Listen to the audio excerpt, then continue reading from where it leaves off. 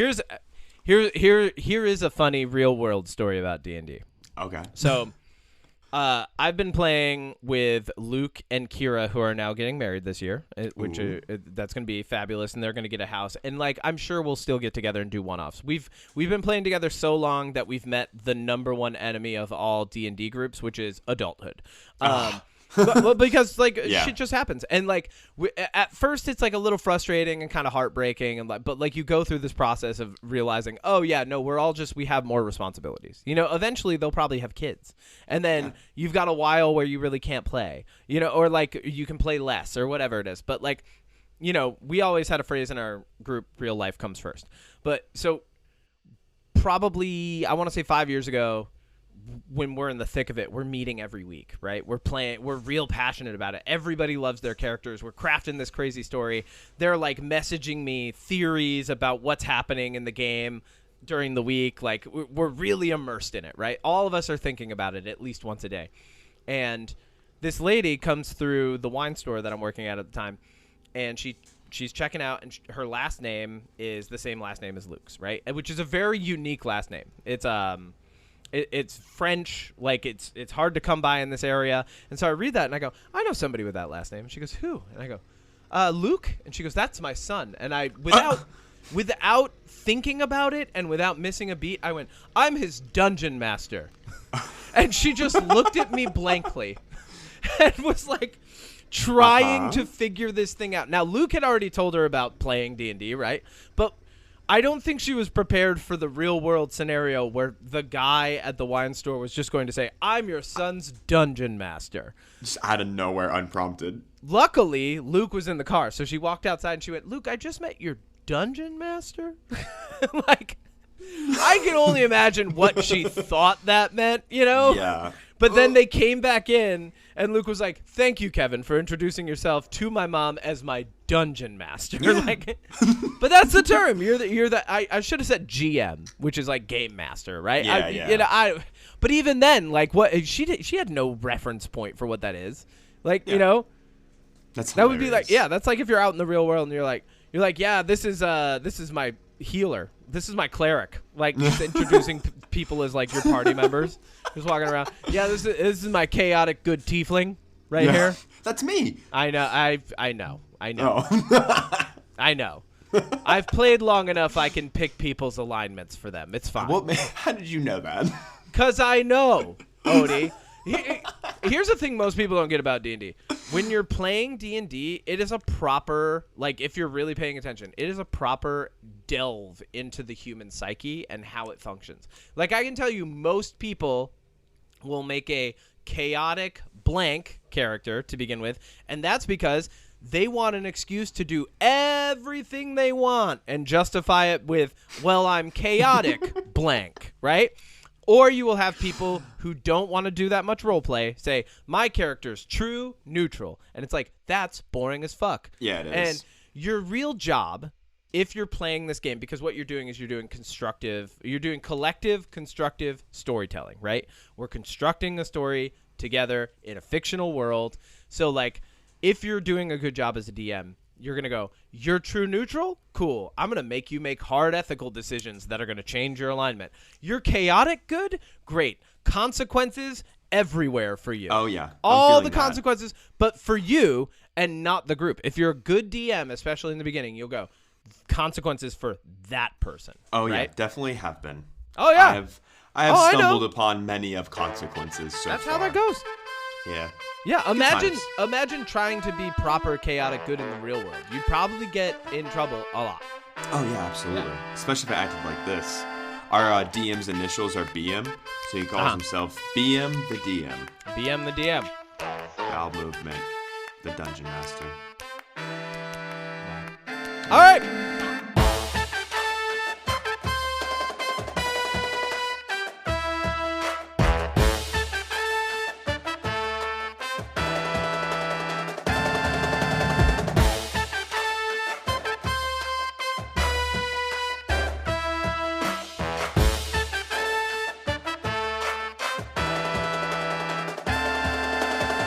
You ready to clap? Yes. All right. 3, 2, 1. Perfect. On time, every time. Welcome back to another episode of the Unpop Podcast. A little bit of a special episode coming at you today. I believe, Odie, you have brought a guest. I have. You were there. I should say, I'm Kevin Miner, El Capitan, todo de siempre, he, him, with me, as Odie Matthews, the chef, cooking up content, they, them. Yes. I that was our NPR style intro. Yeah. Very, very quick, very light, very silent. Very to the point. I love it. So. Yes.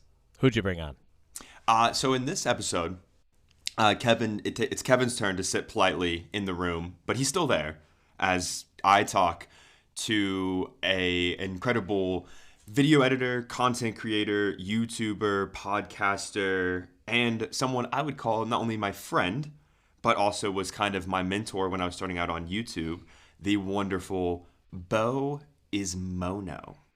Now, I didn't get to tell this story when I was talking to Bo, but I wanted to share with you and the lovely listeners how I stumbled into a friendship with a YouTuber who inspired me, without even knowing it, to start my own YouTube channel. Because Bo has been on YouTube for, I believe, I could be wrong, but I know it's like 6 to 8 years. I know he's been on YouTube for a while. And I've been on YouTube for just over 4. Yeah. And so when I had about between 200 and 300 subscribers, I was making a video on a backpack.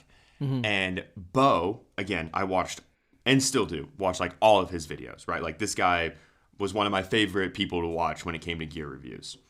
Okay. And so I was reviewing a Black Ember bag, and there was something about it that Bo had said very well. And I was like, man, I really want to quote that. But at the time, I was like, I don't think I should just like be quoting other YouTubers without permission. So I was like, well, let me reach out to him. You know, I was like, because I'm a small channel. I was like, I don't want any kind of backlash for like copycats or whatever. Yeah. So I messaged Bo on Instagram and was just like, hey, Bo, I'm a big fan. I started a YouTube channel. I wanted to know if I could have permission to quote, this line that you said in this video. I would just like to, reference it. I just want to be polite about it. Just like kind of sent like a very like, I'm a big fan. Also like out of respect for you, is this okay? Yeah.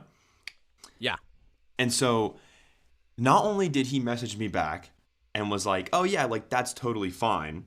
He also then was like, do you have any questions? Like, is there anything else I can help you with? Like, you're new on YouTube. Like, what? And then I think a month later, we had a Skype call, which I was so nervous. Like, again, Bo's a pretty decently sized YouTuber, like, in my opinion. Like, he's got 65,000 subscribers. Like, that's 60,000 more than me big. Right now. Yeah, it's pretty big.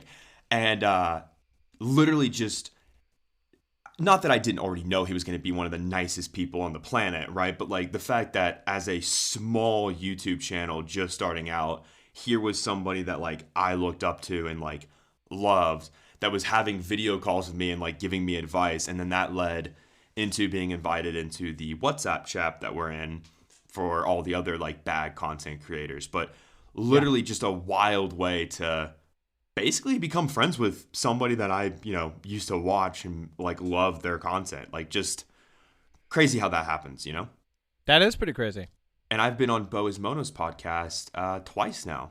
So. And now you've interviewed him twice. Yeah. Twice, right? Yeah. No, just once for this podcast, but he has been on my YouTube channel before. That's what I mean. Yeah. Yeah. You've interviewed It wasn't him an twice. interview. He made I did a video a long time ago about camera bags, and he made some content that went into that video. Oh, cool. Yeah. So, awesome Nice. Dude. Very fun to talk to. He aligns really well with our podcast because, like myself, Bo's other passion is movies and talking about movies and watching movies and stuff. So, as you'll hear, we talk about all kinds of stuff: his 3D printing journey, movies, D&D, Very nice. content creation, and keeping ourselves from burning out. There's Yeah. a lot. We talked for like an hour and a half. I mean, you were there. You know all this. Obviously, this is for the listener. So. No, it was crazy. Yeah. In Fast and the Furious fashion, I was laying on the ground. Yeah, of course. Your whole brain time. just melting from the good Just laying, conversation. listening. Yeah. So it's a good time. Great. Is that how we lead in? Is that it? I mean, you're supposed to say, "Let's listen to the interview" or something. Oh. Let's listen to the interview. Kevin, Yeah, plug this somewhere so I sound smart. Oh, Let me do another take. Let me do another take. No. That's the take. Let's listen to the interview. That was good. That was good. Let's use that one. Much better. That's the way computers talk to each other.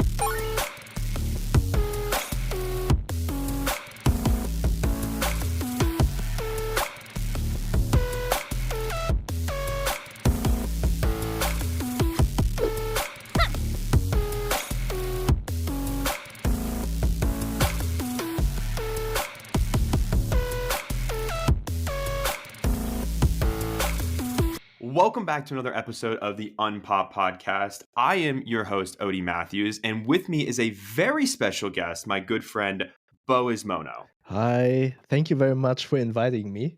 Finally, I'm able to talk on a different podcast than my own. I love that finally completed I was on your podcast. Man, how many years ago was that? It's been a while, hasn't it? It's been a while, and I actually wanted to invite you back again. I think you have been on my podcast twice. Yeah. Yeah, so it's, I don't know, is there a term for being the third time? I don't watch any sports. Don't they call it like hat trick? Hat trick, yeah. Is that the word? Or a turkey in bowling, That's what three strikes is. So, okay. So normally, Bo, in order to start this off, we ask a very simple three-part question. All right. Who are you? How are you? And what do you do? I am mainly a film editor and I do advertisement. However, you probably all know me from my YouTube, or you might know me if you are in the bag niche, I would say, in the bag enthusiast world. Then you might know me from a YouTube channel, the Bo, where I review bags, everyday carry, and travel stuff.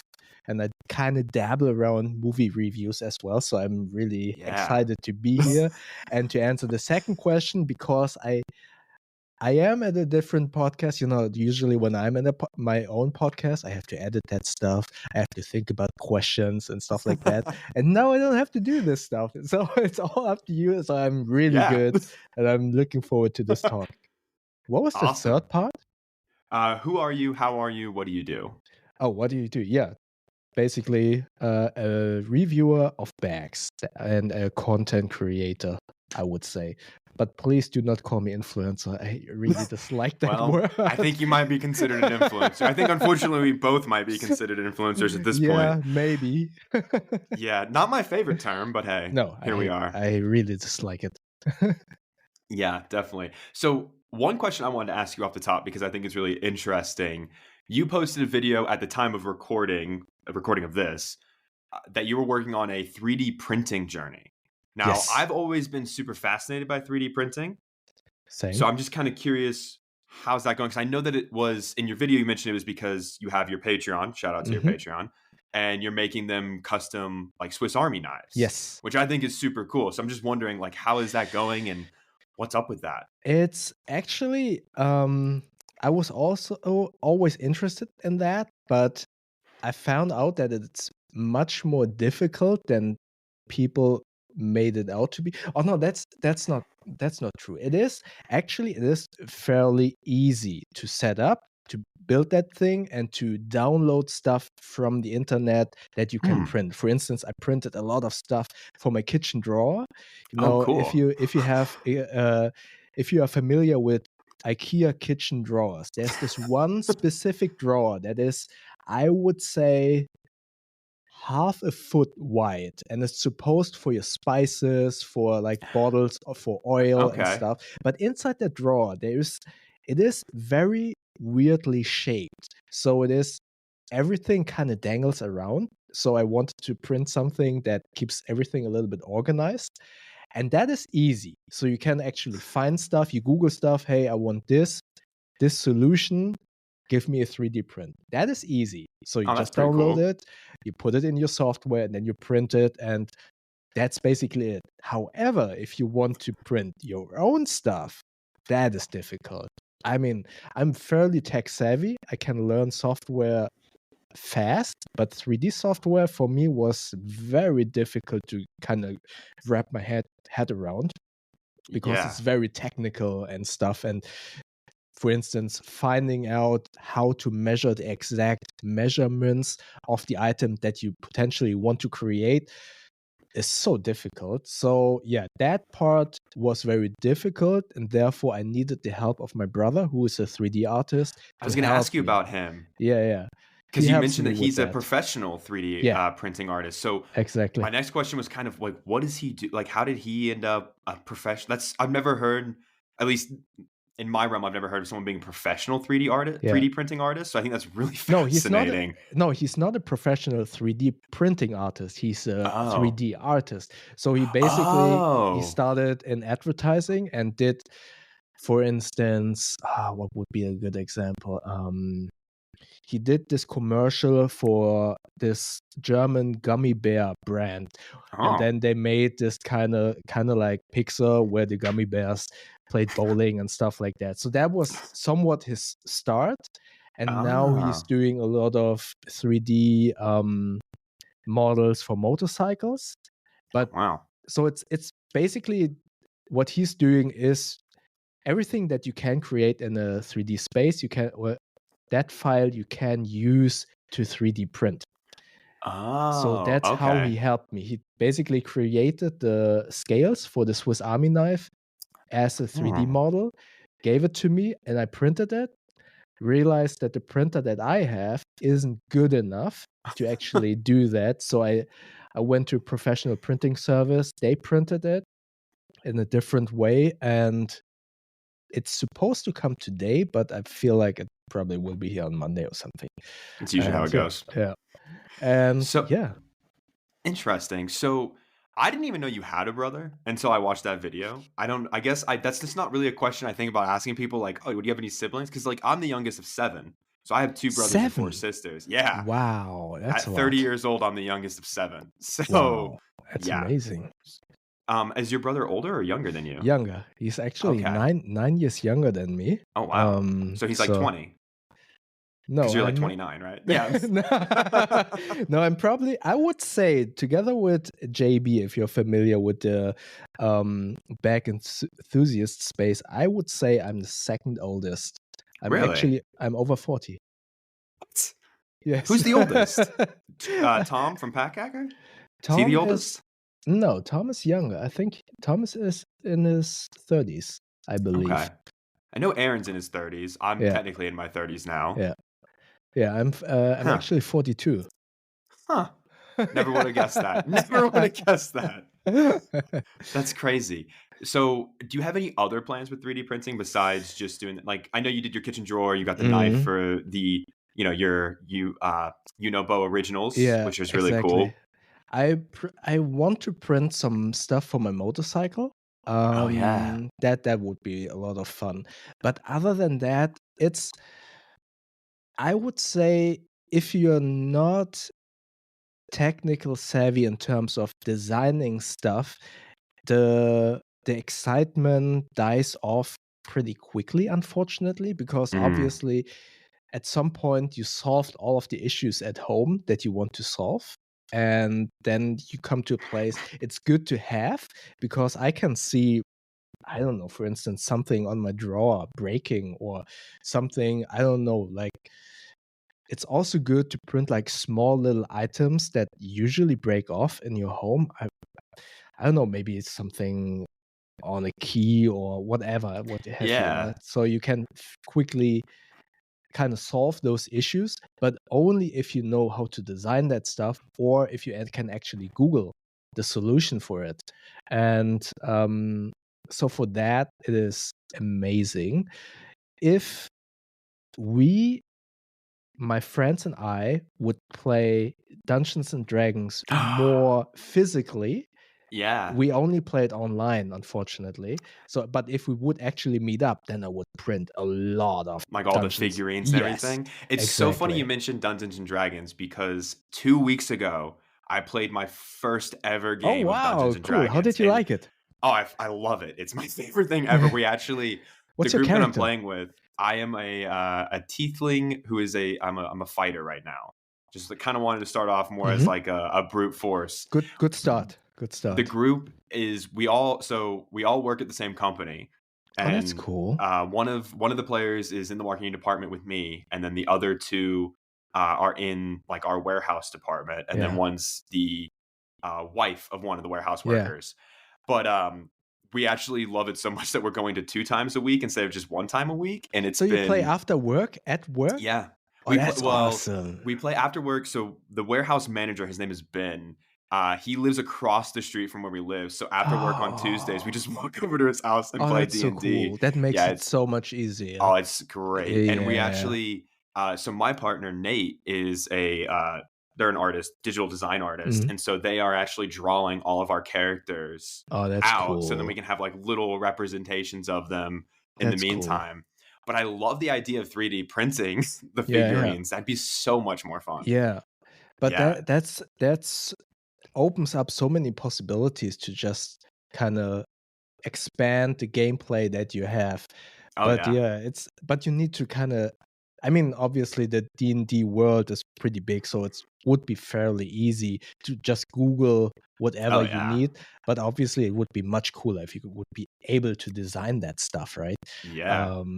Who do Yeah. you play in D&D? What's your character? At the moment, I play Barbarian, Okay. which I think is very boring. I kind of over corrected.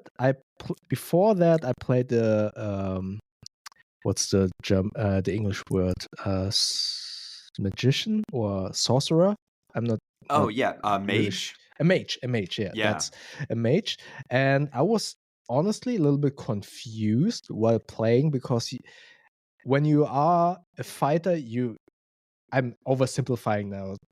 When you're a fighter, you can just walk and fight. So That's what I just do. yeah, to oversimplify it. But as a mage, you kind of have to decide, okay, do I take that spell? No, or that spell? Maybe Yeah. I take that spell and do that. No, then I don't have more spell slot left. So it gets kind of confusing in the beginning, and I was overwhelmed, and I kind of slowed down the whole party because I needed to kind of decide what I want to do next. So I overcorrected and took a barbarian, and now I'm kind of bored because from, I don't know, 12 options that I could do in the fight, I suddenly only can do 1 or Yeah. 2. Go into rage and then fight. So it got a little bit bored, or it has become a little bit boring. So I'm Yeah. hoping that I die pretty soon.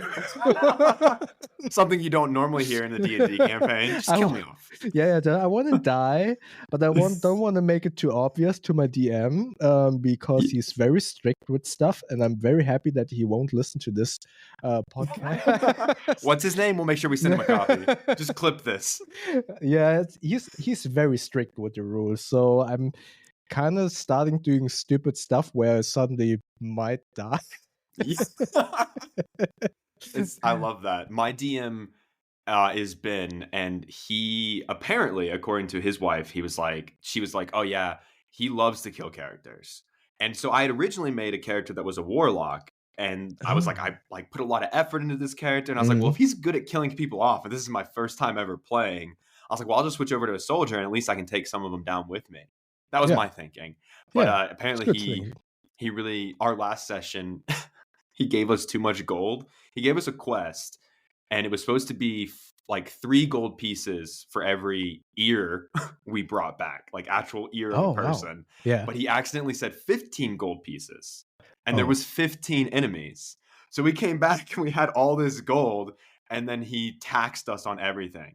He was like, oh, you want to buy a sword? It's 150 gold. And I was like, no, it's not. He's like, taxes, inflation, you know? So he was like, I got to get this gold back. Because it's only like our 3rd session, and we had over 1,000 gold as a party. That's a lot. That's definitely a lot. It was quite a bit. We don't have any left now. He took it all back. He taxed us. At least you buy stuff. We usually don't even come across a store we can buy anything.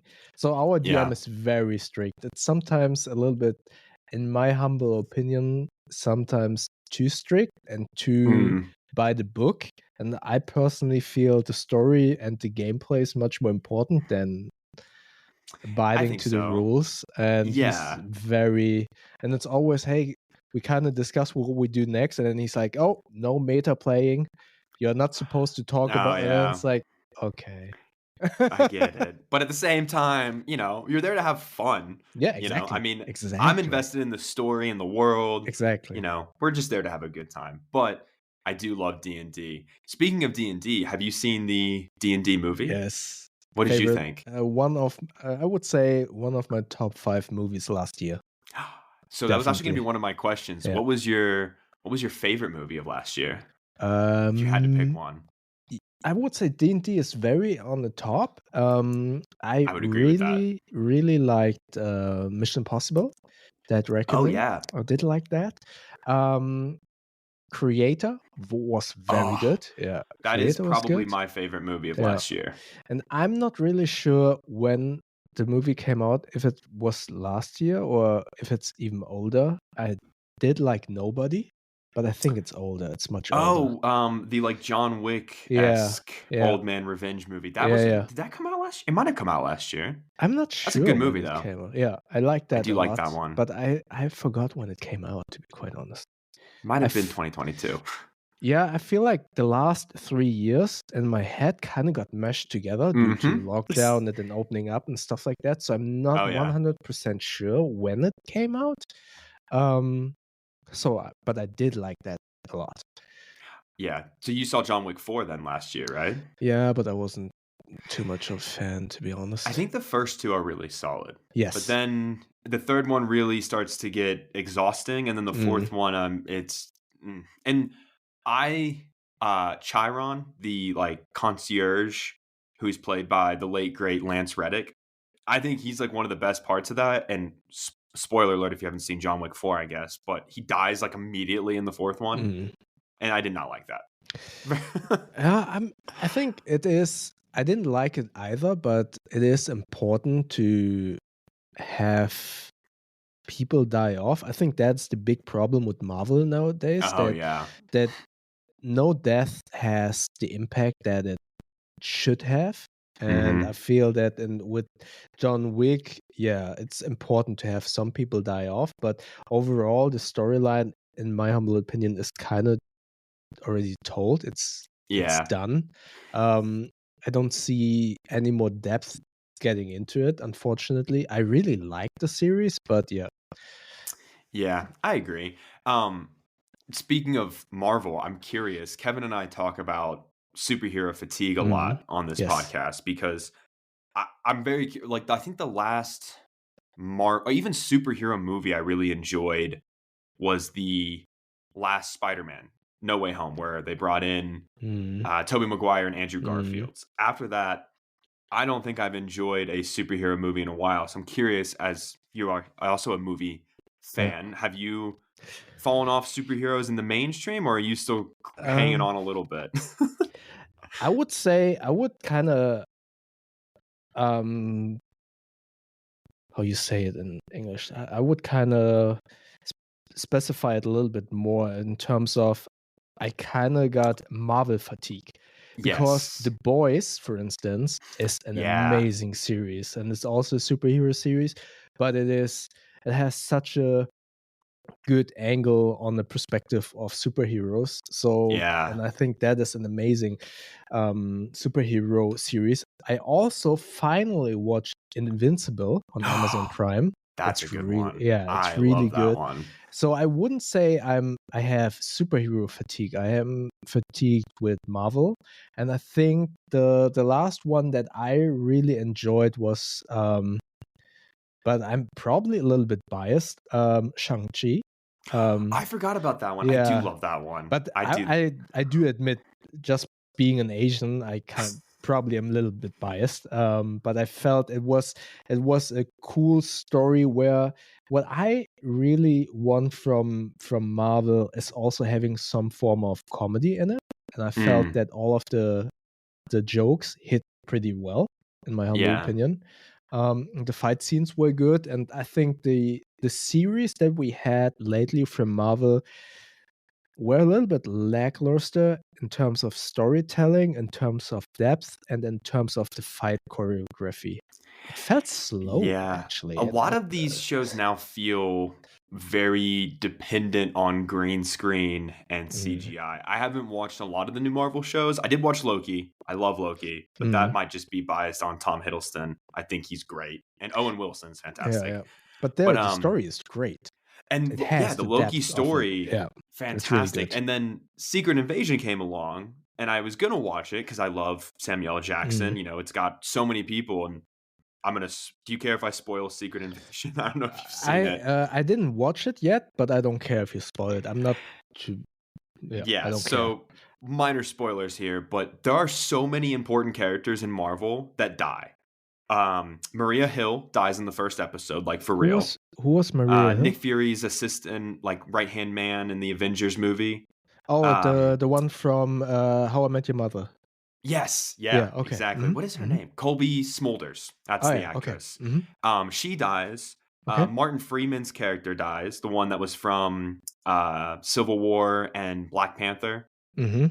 He dies. Ben Mendelsohn, the Skrull from the Marvel movie, or from the Marvels, he dies. And apparently, Rhodey has been a Skrull since a long time. The real Rhodey was found. But sorry to interrupt you, but I don't care because they opened up the multiverse, so they aren't dead. As it doesn't matter. None of it does. They're dead, but they probably come back. I mean, they're talking about Iron Man coming back, so who cares? Exactly. I mean, at this point, there's no stakes in Marvel anymore. That's the word, stakes. Yeah. When I went into Infinity War, and I watched every Marvel movie in theaters from The Incredible Hulk to Endgame. Like, I did not miss a single one. That was the prime time for me, as I was a teenager when they came out, and I was in my 20s when it finished. So it was like perfect. But I went into Infinity War, and like when that ending happened where, Steve Rogers is like, we lost. I was like, holy crap, like how can they ever top this? And then Endgame, I think, is fantastic. And then after that, it never really felt like there was any risk or any threat. It just kind of felt sporadic in a lot of ways. But that's the issue with most sequels, I feel. I mean, many people always forget that, and I don't want to be too I mean, that's a very hot take. I hear so many people saying like, "Oh, Black Panther, the very first black superhero," and I'm like, "Did you forget about Wesley Snipes and Blade? Yeah. How did you forget that? That was a Marvel film." And I mean, they did the mistake. I mean, if you haven't seen Blade, there is this father character or father figure for Blade, and he dies in the first film, but then they just bring him back. Oh, he didn't die. How did that happen? And I'm like, it doesn't matter. I mean, I liked him. It's cool that he's back in the second one, but I don't know how I feel about that. If you can bring everyone back, I don't know. I agree. I don't know. I mean, DC has always been a mess. I mean, they gave the reins to Zack Snyder, which I've said it on this podcast before. Kevin and I are not big Zack Snyder's fans. We saw Rebel Moon and we tore that movie apart. It's so bad. I'm not going to watch that one. Don't. It's not even worth. Like, there are movies out there that I genuinely think are so bad that they're fun to watch. Like, I saw Venom 2, and I was like, this movie is ridiculously stupid, but I loved every minute of it. Rebel Moon was just bad. Like, Kevin had to watch it. I think he watched it in 3 different sittings. I forced myself to watch it like nonstop, and I felt my brain like pooling out of my ears because I was just like, this is so bad. It was definitely the worst movie of last year that I saw. And I saw a lot of movies last year. I heard so many negative things about that movie. Fortunately, I canceled Netflix just before it came out, and I saw the trailer and was like, oh no, should I resubscribe? And then I saw all of the reviews and I'm like, oh nope, not gonna do that. Especially because it was sold as Zack Snyder's Star Wars, and as somebody, Star Wars is my favorite franchise ever. Like, I'm obsessed with Star Wars, so obviously I was gonna be like, oh, like cool, like more Star Wars kind of content. Like I love that kind of stuff. But Mm. to say that this is anything remotely similar to Star Wars is a slap in the face to even the worst Star Wars movies. Yeah, as far as I understand, having listened to a couple of reviews, he pitched it to Kathleen Kennedy, as far as I understand. Yeah, a And version of it. they denied it, and Netflix kind of swooped in and said like, "Oh, you want to do? Is it R-rated? I'm not sure. It's not R-rated, right? So I think it's R-rated, but I know he's supposed to be coming out with a director's cut. Oh yeah, that Like one he is the always, R-rated. Yeah, exactly. So they pitched it to him and said like, "Oh, you can do the R-rated version of that, but obviously we can't call it Star Wars." And then, hey, let's kind of milk the cow a little bit more. Let's do your DC R-rated version later in 2024, and then let's do a PG-13 version now. So just What's the milk it a point? little bit. Yeah, you're I on don't know. Netflix. It's like stupid. I know that in the past with movies, like David Ayer, who did the original Suicide Squad, he has talked about studio interference, and he would love to release a director's cut of his Suicide Squad because it's totally different. When you have studio interference, that makes total sense. But when a studio goes, here, you have full reign, do whatever you want. What's the purpose of a director's cut if you could just make that your cut? Like, they didn't tell you couldn't. It doesn't make any sense. Yeah, for me, it doesn't make sense either. It's just milking the cow, I guess. Getting more subscribers. Or no, more. Is that the word? If you pay for a service, more, subscribers for Netflix. Yeah, in our house, we called it a streaming service chopping block. And we looked at all the stream, because for a while there, and Kevin and I have talked about this too, we were spending like over $100 a month on streaming services, which is insane because now they all have ads, which is ridiculous. Ad-free streaming is gone because now even like Amazon Prime has ads unless you want to pay extra, which is not my favorite. But we looked at all the streaming services, and the problem that I have, I'm curious, maybe you might have the same one, but like there'll be a show on Apple TV that I'm like, oh, I want to watch that. But then there'll be a single show on Netflix and then a single movie on HBO. There's like one property on every streaming service that I want to watch. And I'm like, is this even worth keeping for this one thing? Yeah. I actually canceled my Apple TV subscription. I got Apple TV for the series Silo. Oh, that's so good. After Silo, I watched Ted Lasso. Then I watched C with Jason Momoa. And then I started Foundation. I got bored with Foundation, and I didn't see anything else coming what interested me. So I kind of finished season 1 of Foundation, and then I canceled my subscription. But I totally get it. It's so expensive, the monthly fees. From a technical perspective, I listen a lot to Linus Tech Tips, and he always kind of emphasizes how difficult it is to have a streaming service running, and he always is saying that it is a technical marvel how Netflix is running, because it is actually much more difficult than we all like to think. So with that mindset, I do understand that they kind of need to kind of adjust some costs, but obviously if it was cheaper, we as consumers kind of, hey, why do I have to pay more now, or why do I have to watch ads? Totally get that from a consumer perspective. But yeah, I also started kind of canceling services and kind of moving towards, if I want to watch something, I feel comfortable with paying a renting fee. So kind of going back to Blockbuster. Yeah, like kind of consciously deciding to purchase or rent a movie on Amazon.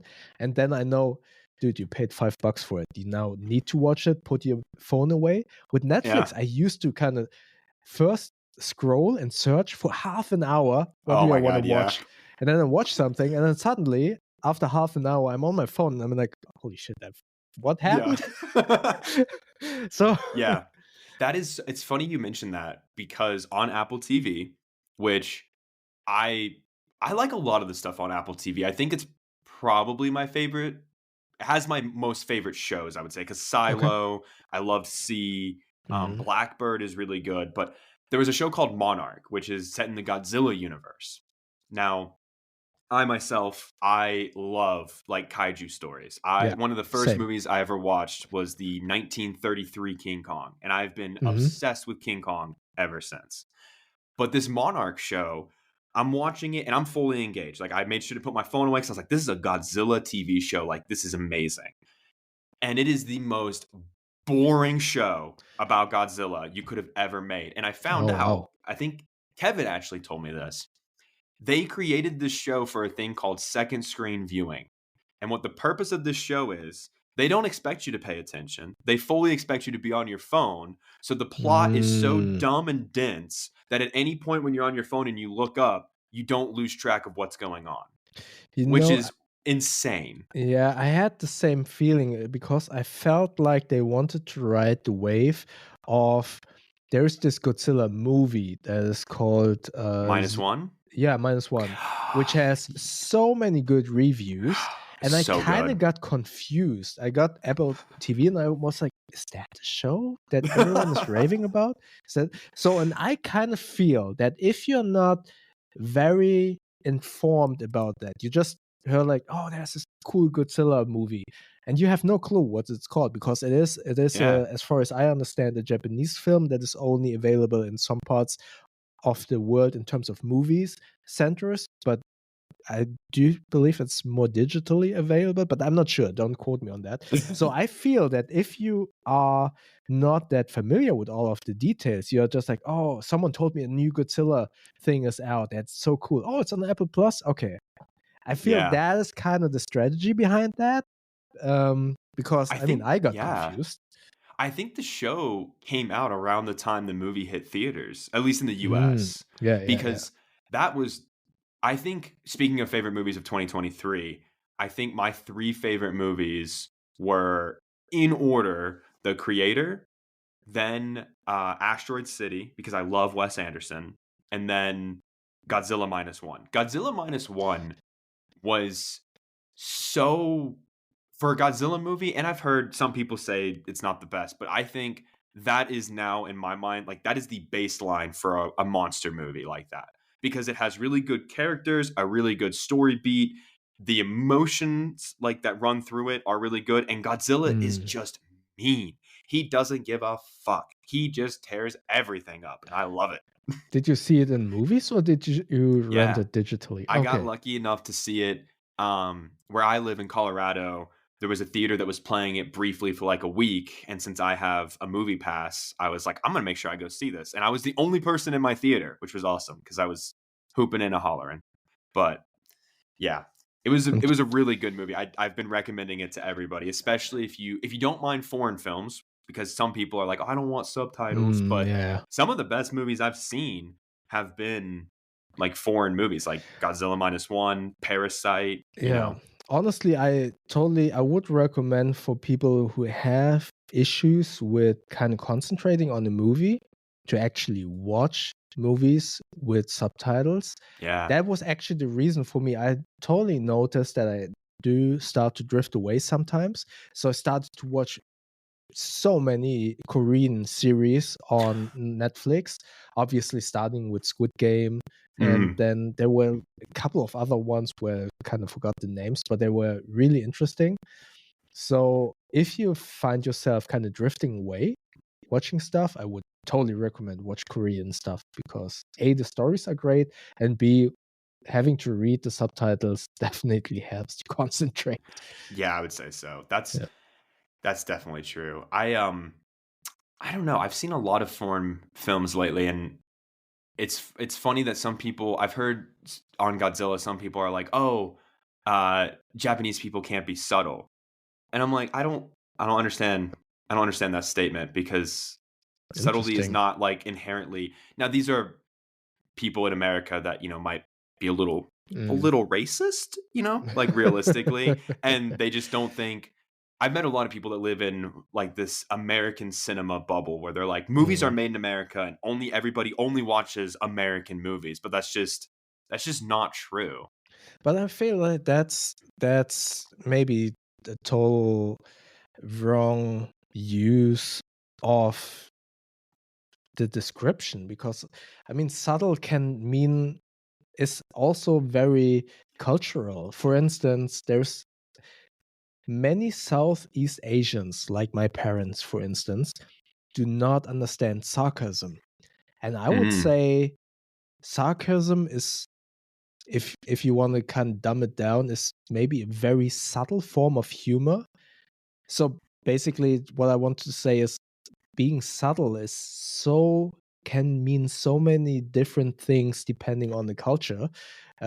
So what potentially is considered subtle in America might be something completely else in a different Yeah. country. So yeah, but it's a weird statement. I totally agree. Yeah, it's I just kind of don't because, get it. especially with like the Godzilla -1, you know, the story of Godzilla is it's an what's the word I'm looking for? An allegory or a symbolism for the nuclear bombs that America dropped on Japan. Oh, You know, okay. it's supposed to be you created this destructive power and now Mm, it's, you know, loose on the world.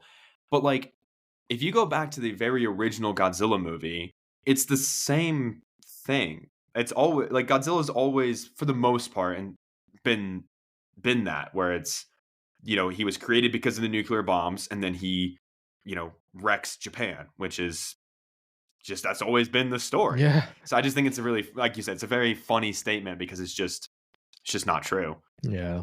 But so in 2024, I'm curious because Mhm. this year I have made it a personal dedication to go see every big movie release that comes out. I don't know. Wow, This year I was like every single big movie that comes out, I'm going to be that's in a theaters to see it. statement. Okay. It's been interesting. I so far only like one movie has come out in January that was considered big, and it was the Jason Statham Beekeeper movie, which Oh, I was want to see that.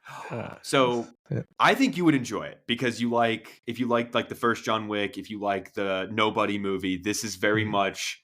I love Jason Yeah, Statham, and I am same. so biased. I'll admit this right now. I love every movie he's in Yeah, because I he's love good. Jason Statham. Yeah.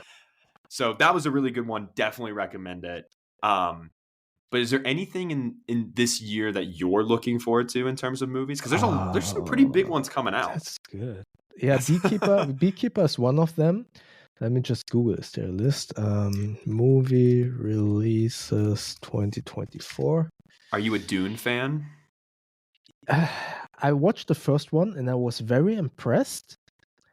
But truth be told, I kind of realized that I forgot what was going on. I need to rewatch it. I'm not sure. So, Gladiator 2 is already set. I know that it is Oh, being yeah. planned, but I wasn't sure if it's already coming out or still soon. I saw a funny interview with Gerard Butler about Gladiator 2. He was like, "Stop asking me about Gladiator 2. My character is dead. I'm not in the movie. Please stop asking me." Like, Oh, Deadpool 3. oh my Definitely. god, yeah. I was going to mention that when we were talking about Yeah. Marvel. That's going to be good. Looking forward to that one. Oh, what else? Fall Guy, maybe. That could be good. The Ryan trailer Gosling. was good, yeah. Craven the Hunter, I did like the trailer. I like the actor too. I think that Yeah. could be good. Yeah. Unlike Madam Web, which I'm seeing next weekend. I'm not I'm not excited about that at all. Not at all. I don't know. I'm probably not gonna watch that I'm one. dedicated, but I'm not excited. Yeah. I mean, it says I'm not confident that it will actually come out, but it says Blade is supposed. Oh no, it already. Oh, I hovered over with my mouse onto Blade, and it was first 2024, and then it switched to 2025. That's funny. Not looking forward to that movie. I'm a huge Blade fan, but I'm not sure Yeah. about that one. We'll see what happens. That's a lot, which I don't know because I haven't seen the trailers. So I would say Deadpool is Craven and Beekeeper. Those are the ones from the list that I can see here on my screen that. Oh, I watched the Roadhouse trailer yesterday. I want to see that one. That looks Definitely. really good. Yeah. As a huge martial arts fan, I'm a UFC fan, and I was a big Conor McGregor fan. So I'm Yeah. looking forward to that one. I didn't even know that was Conor McGregor when I watched it. I love Jake Gyllenhaal, but I watched it and I was like, man, who's this guy playing the Yeah, villain? I was he like, got he's really buff. He's pretty Yeah. good. Yeah. And then I was like, that's Conor McGregor can Yeah. act? Because like, No, he's not Ron- acting. He's playing himself. Yeah. He's not acting. That's He's a good just- point. I mean, he did the same thing. He beat up that guy in the bar, and he's not playing. That's him. No, that's a good point. Because like, I remember when Ronda Rousey showed up in a couple movies. She was in Fast and Furious 7, Yep. and then she was in Expendables 3. And I was Into like, Rush. why are you? You're not an actress. Like you're No. very wooden. But Conor McGregor in that trailer, I'll admit, I was like, I was pretty impressed when I found out it was him. And it's going to streaming, which is even better. Yeah, that's why I'm looking. The trailer was really good, and I like what was his name again? The main character. Oh, Jake Gyllenhaal. Jake Gyllenhaal. Yeah, he's good. Yeah. He got buffed as well. He gets buffed for a lot of roles because he was in that movie where he was a boxer, Southpaw. Yeah. Yeah, he loves to get ripped. He's Yeah. kind of like Christian Bale. Yeah, I would say so. Yeah. Yeah, but I like Jake Gyllenhaal a lot. Yeah, he's good. Looking forward to that one. I mean, and it's not that far off, isn't it? No, it's like April, February? I think, Let me see. or maybe. Man, I hope it's Like, February. I can't see when it's going off, but it's soon. It's definitely in the first quarter of 2024, Yeah, as far as I know. there's some good TV shows coming out this year too. I was curious. Are you a fan of the Fallout series at all? I know that the series is coming out, and I'm looking forward to that one. Yeah, I didn't play Fallout, but I like the setting. I like dystopian setups, and so I'm looking forward to it. But I'm not sure if it will be good. So I'm a massive Fallout fan. I'm actually replaying the fourth one right now, like kind of casually whenever I have free time, which is not very often, but when I do. And the world of Fallout is so, like you said, it's just so intriguing. And what I like about the series is it's not based off any of the video game plots. It's in the world of the video game, but it's a completely new story. That's good. Which I think is a really good way of doing that. Unlike like the Halo series, where they just ruined everything about Halo immediately. Yeah. But we do what we call deep dives on this podcast. And we've done, Kevin did Lord of the Rings. I did Star Wars, The Old Republic. And then Kevin did Dune. And because for fun, I did Fast and the Furious, which was the previous episode, which was, I think I melted Kevin's brain, which is fair. I talked about all 10 movies at length. Did you watch all 10 movies back to back? Yeah, so I actually, funny enough, I took a page out of your book. I started at the time of recording, it hasn't come out, but I started a second YouTube channel. I've been working on content for a second YouTube channel because I was like, man, I don't want to start a second YouTube channel, but I have all these content ideas that are like movie related and funny. And I was like, it just does not mesh with bag related content. Yeah. So I decided, and I'm working on it right now, to watch all 10 Fast and Furious movies in less than 48 hours. So I watched them back to back to back to back. Is that physically possible? It is, but I wouldn't recommend it. But it is. How long is each movie? I mean, each the movie first is 2 probably are only like 19 so minutes. I think when I did the math in total, all because there's technically 11 movies, but I didn't do the spin-off one because it's that's too much. But They Tokyo Hobbs and Drift Shaw. is. Oh, you mean okay? Hobbs and Those Shaw, spin-off. Yeah. Okay. I think it ended up being like 30 something hour. No, I think it was like 27 hours in total. But I literally woke up at like 5 a.m. on a Saturday, I think I watched 6 of them. Then I had to go take a nap. And then the next day I finished the next 4. But I remember my partner came in and I was just on the couch with this look of like, because I was taking notes. And the thing is that franchise, when you look at a movie individually, it's not bad, right? Like you can turn one on, you're like, oh, this is dumb. They all have superpowers, whatever. But when you watch them back to back and they're supposed to tell this story, oh my God, it's terrible. Just the worst thing ever. So I'm working on like a really long video essay. Oh wow! About how bad the Fast and Furious franchise really is. Oh wow, that's it's an undertaking. That's a lot of work. Yeah, okay. Well, that's why I made a second channel for it. But Yeah. Wow, that's impressive. I'm looking forward to that. Yeah. That's going to be a lot of work. Well, I haven't finished it because I'm still working on, because you and Aaron actually gave me clips for the Wandered Provoke bag, and I'm still working on that video. Yeah. It's just been, again, just You like, have a lot on your plate. That's totally well, understandable. it's hard to work on and I'm curious how you do it, because I obviously, we both make review content, although I am kind of shifting away from Hmm. reviews on my main content, Hmm. but trying to also produce a video every week while working on a big video, but while also working full time and while also having other responsibilities. I pushed this project back on the Wandered bag. I think originally I told you guys it was going to come out in December, and then I was like, oh no, January, and here we are in February, and I'm Yeah. like, it's coming at some point. Don't worry about it. I mean, yeah. What you wanted to ask a question?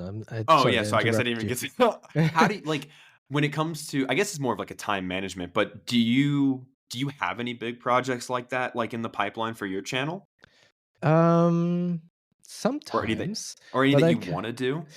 I kind of um. Hmm.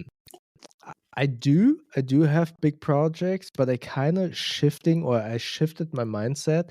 Um, if you remember, I had the statement in our WhatsApp group where we Mm, have a couple of creators in this from this back enthusiast niche, and I kind of pivoted my mindset because I kind of recognized that this grind of chasing the numbers wasn't mm, good for my mind, and for the creation of these videos.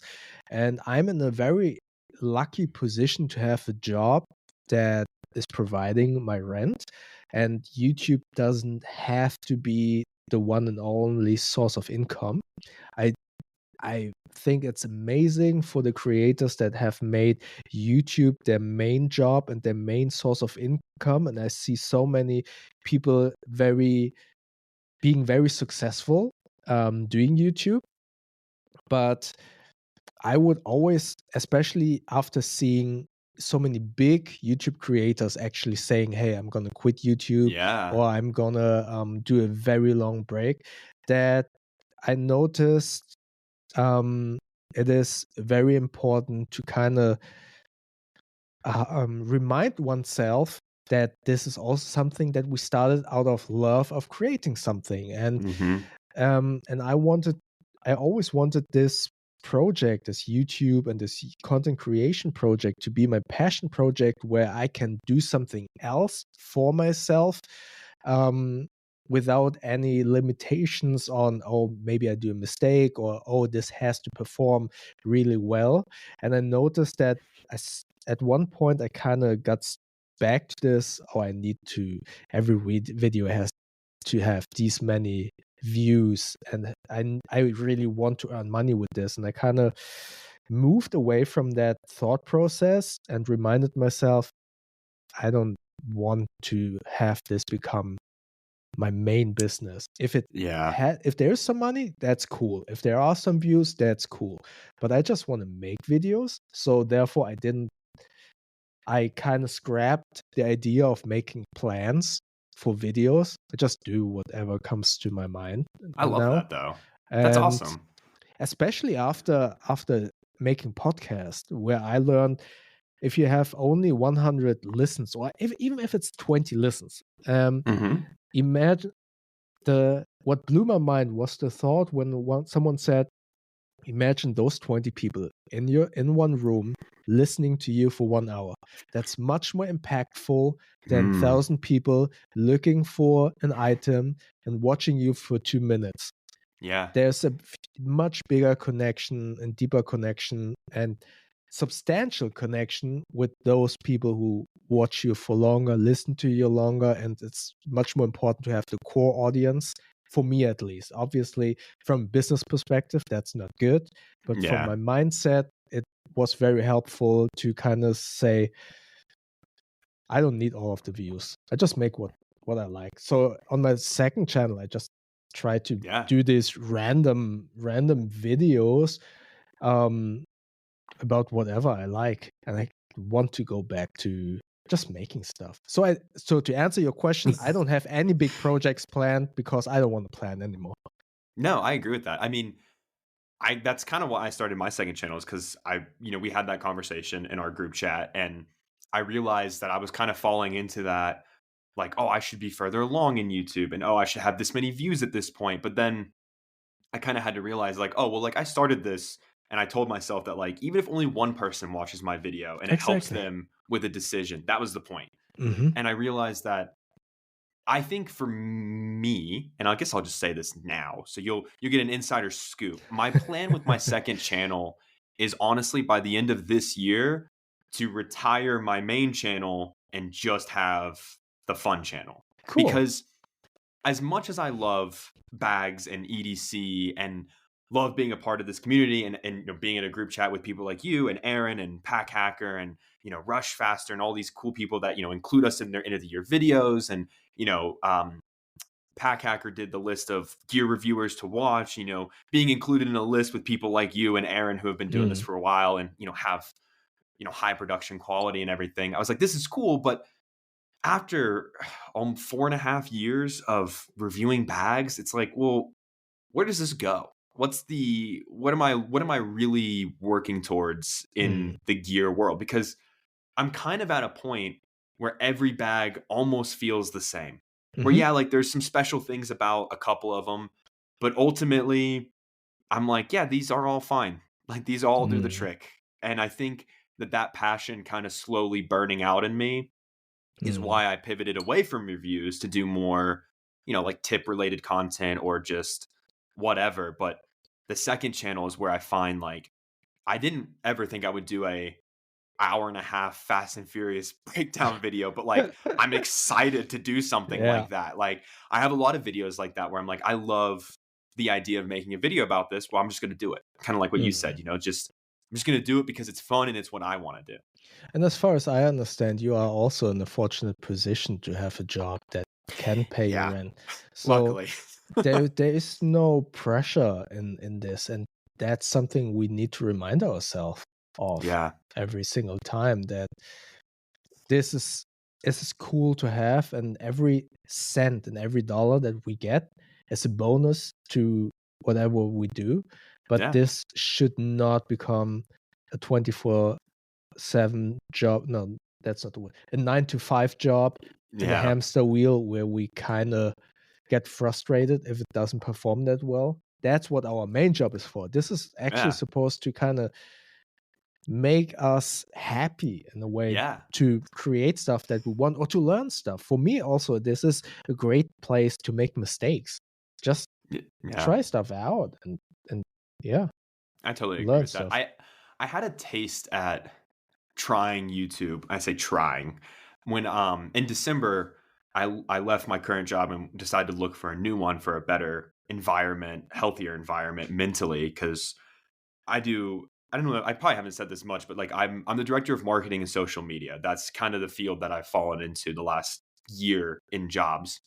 And so I was kind of on this like 2-week applying for new jobs, but then having, every day my own. I could do whatever I want. So I was like, well, let's try. What would it be like to be a full-time content creator?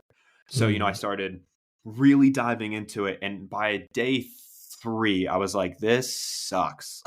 Like, I hated it, because the thing about content creation for me is like, I like that I go to my 8 to 5, my 9 to 5, and I get to do what I love. And then I come home and maybe for like an hour, I work on scripting a video. And then the next day I spend an hour filming a video. And then the next day I start the edit. And then the next day I finish the edit.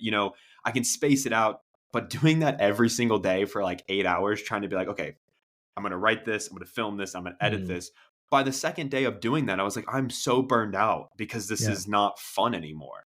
It feels like if I don't do this at a certain time, it's a failure, I didn't like that. I don't know how people do it. I totally can understand. It's not as easy and not as fun as some people make it out to be, because at the end of the day, it is, as soon as you put money into the equation with everything, it becomes a job and it becomes difficult, and as soon as money comes into the equation, you start thinking about making that, or that being this thing that provides your living. So becomes important, then it becomes stressful. And I mean, that's okay. If that's your goal, then it's okay. But if the start was to make something that you enjoyed, then hopefully you can manage to keep it that way and not Yeah. pivot to something. I mean, those who actually make a living off it and actually have it being fun, that's amazing. But honestly, I feel that's only a handful. Oh yeah. And Even you can someone, kind of see it. yeah. I mean, even someone like Casey Neistat, he quit Mm. because that was just too much to daily vlog. And we all thought, oh, that's so much fun. He has such a good life. But you need to think every single day, okay, the next day I need to have that storyline to make it engaging. It's not as spontaneous as many people think. Of course, there are some days where it is spontaneous and that's his fun day. But I would assume that many days are kind of planned out Oh to yeah. have an engaging story. And then suddenly your regular day is a planned out job. And obviously you can't do that your whole life. So No. I And it don't know. becomes a 7-day-a-week job too, because Exactly. it's not Monday through Friday anymore. It's Yeah. every single day you have Yeah. something. Yeah. And yeah, it's an interesting realm. And I know this feels weird to say, but like I've also seen some big YouTubers that I used to love that once they got big, they kind of became a sellout in a way. And I don't mean that in the sense that like they're taking brand deals and making money. That's fine. We all take, I mean, I have affiliate links. We all have affiliate links. But Sure.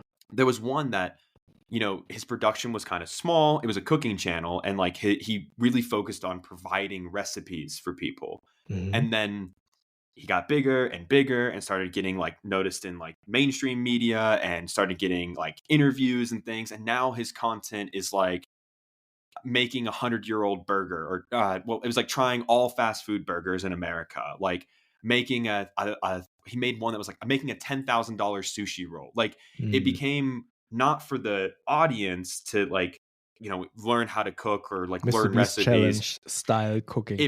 And honestly, you look at his thumbnails, and his thumbnails look just like Mr. Beast now, where it's like that weird, not real person, but not AI. Like it's a weird art style that the thumbnail is in. And it just kind of like, I don't know, it's kind of disappointing because I just, I mean, that was somebody that I really love to watch. And now it's like, well, your content really, I don't know, like it's not for me anymore, which.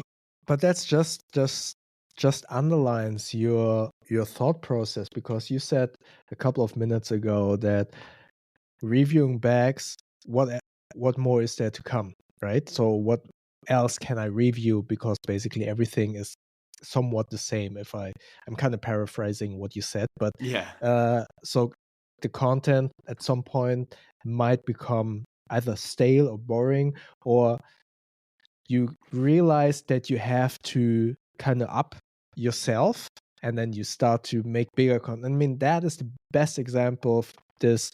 Let's make I don't know, what did you said, It was like a $100,000 $10,000 sushi roll or something. Exactly. So you kind of need to always make it bigger and bigger and bigger and bigger to keep your audience and grow your audience. And that's the reason why that, or at least what I think the reason is, because you have a business.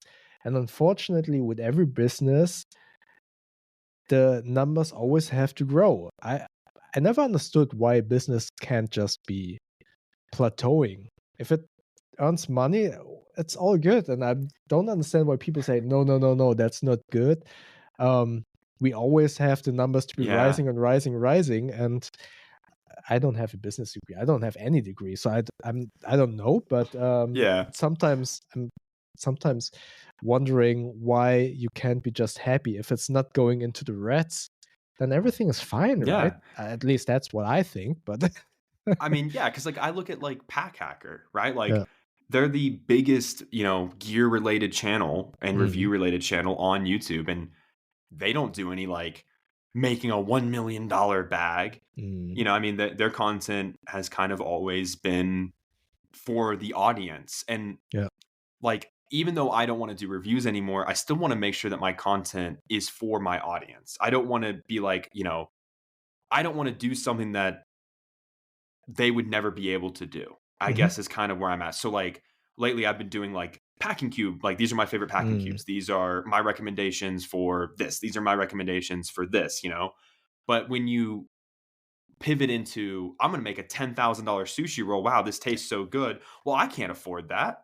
Like I can't afford to do that. And yeah, like that's entertaining. But when your channel was started to help people with cooking and like taking fast food recipes and showing people how to make them at home, and now you've pivoted into things that nobody can obtain. Yeah, I I get don't know, that, like to me where you're that feels coming a from. little weird to me, I guess. Yeah, I And get this is that. definitely like a selfish thing cuz I got a lot of good recipes from him. So, but I totally agree. Yeah. It's But difficult, this YouTube game. yeah, but like you said, as long as you are doing it and you're still happy and passionate about it, and maybe that means that like you said and I said, like you have to pivot your content a little bit to keep that joy. I think that's fine. I mean, Yeah, even if you pivot completely, as long as you are aware of the consequences, be it positive or negative. So the positive consequence would be that you hopefully are happy with the stuff that you're doing, and the negative consequence will be that a portion of your past viewers will go, which, as you are the best example, you won't follow that cook anymore. But with you, if you pivot your content as well, you will be happy. And yeah. yes, you will lose some old viewers, but you will gather new ones, or the ones that stick with you acknowledge that you are happy, and that translates in the videos that you're making because you're excited again. And that's I think that is a positive, how you say, the positive net income, or in the, Oh yeah, yeah. bottom line, it's the positive. I was a huge Unbox Therapy fan when he started, when he was I actually watched him a lot when he was below 1 million, and I did see a change at some point where I wouldn't say he sold out. Maybe some would consider that. I stopped watching him because I felt the loss of enthusiasm with his presentation style, and I thought that it was totally understandable. But because in the end, he always just unboxed stuff, and what are you supposed to do? How long can you be excited to unbox Yeah. a thing, right? So I got it, and I wished that he would have pivoted, but that's again the point of business. He got so big that he had employees, as far as I understand. You have to pay those, and you have a responsibility to your employees to some degree, Yeah. I feel, and then you need to keep the business running. But from me as a outside viewer, it felt that, do you actually like what you're doing? So you don't like what you're Yeah. doing, so why should I watch you? So I unsubscribed. That's what I'm saying. If you pivot your content, but you're enthusiastic about what you're making, that it will translate in the content you're making because it's honest, and then Yeah. hopefully you gather new viewers, new subscribers. You will lose a couple of them, but those who stick with you will probably always be your subscribers because they want to see you and not what you're making. And Yeah. so I agree just with do that. it. I think that if you lose, and that's kind of why I was worried about with the reviews, because the last review that I did before I did Rush Faster's bag, I set up my studio and everything, and I got my lights on, I had the camera ready, and I was like, I don't want to do this. I have Mm. no enthusiasm left to talk about this. And I did it.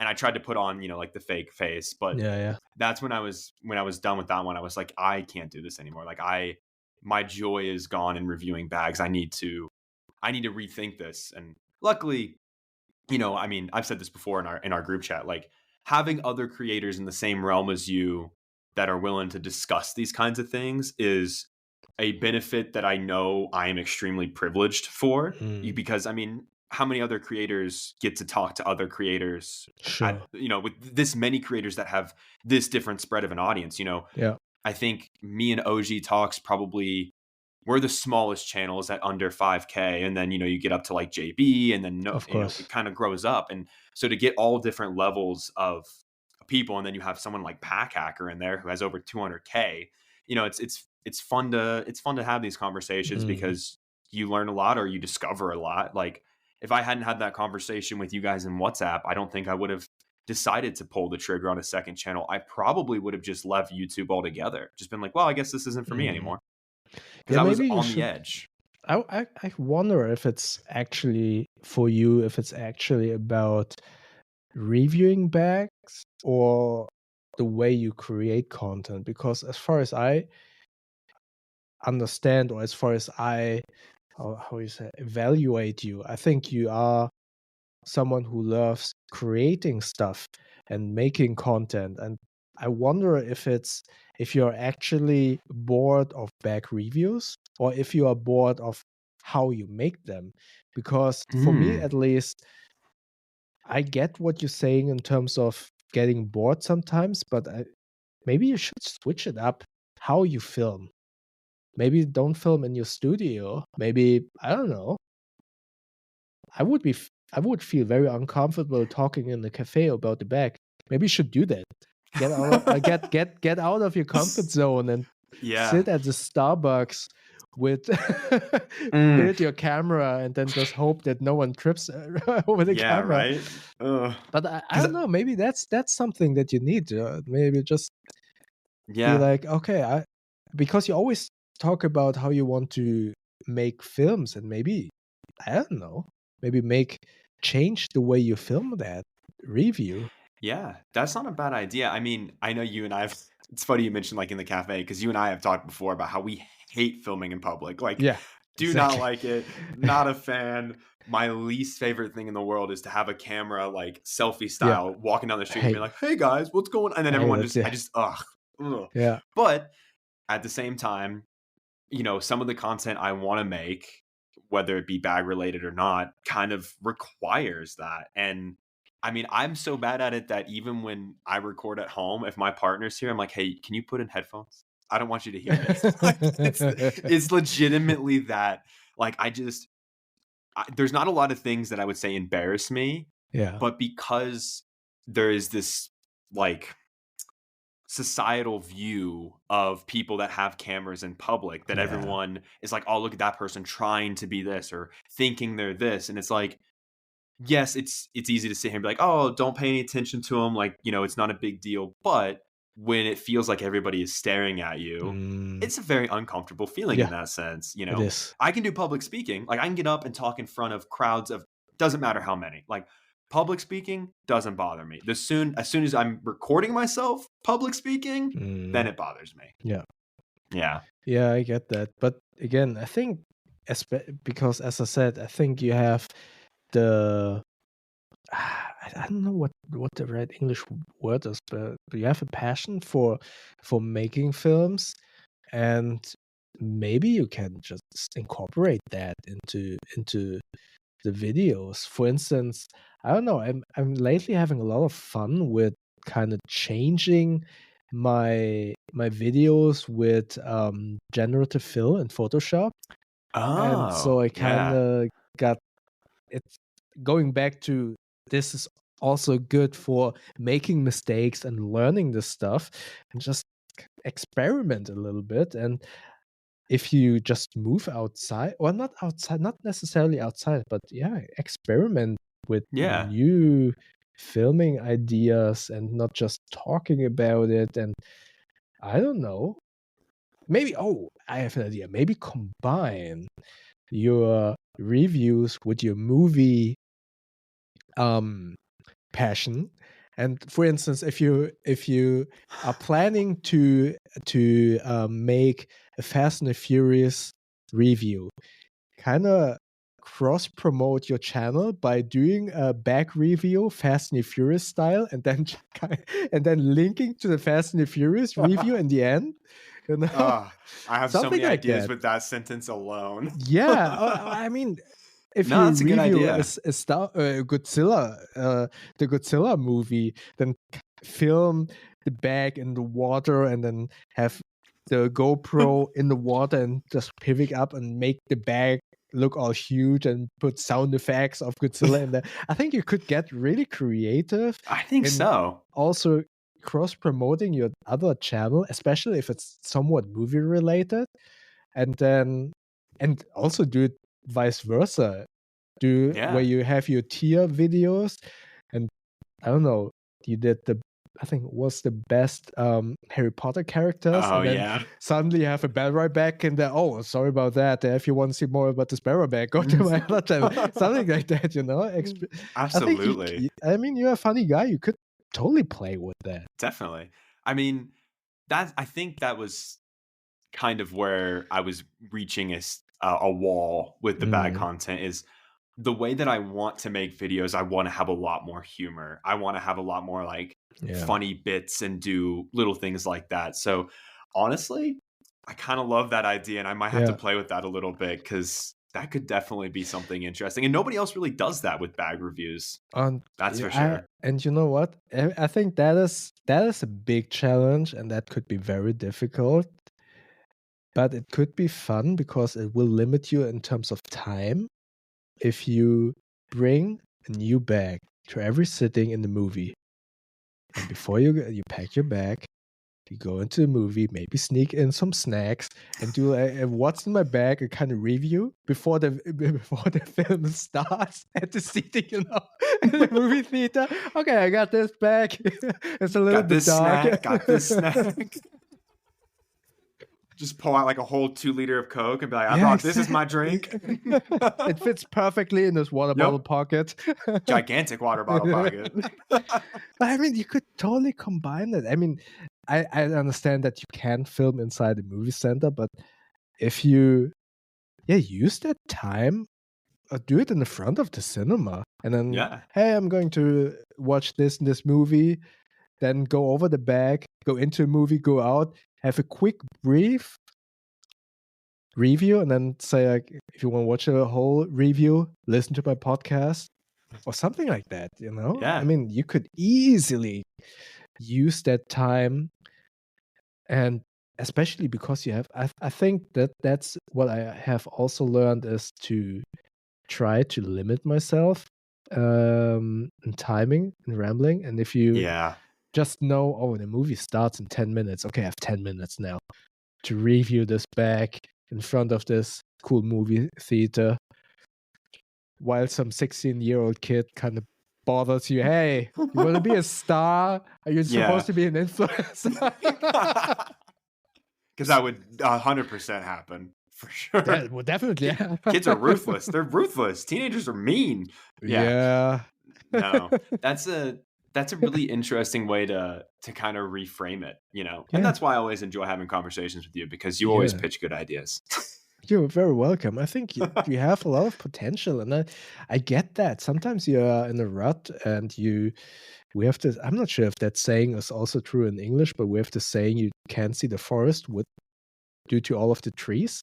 That's at least what we say in Germany, because sometimes you're so deep in the forest that you just don't realize where you're going or where you're at, because there's so many trees, and then you forget you're in the forest. So that's why we're saying you can't recognize the forest because of all of the trees.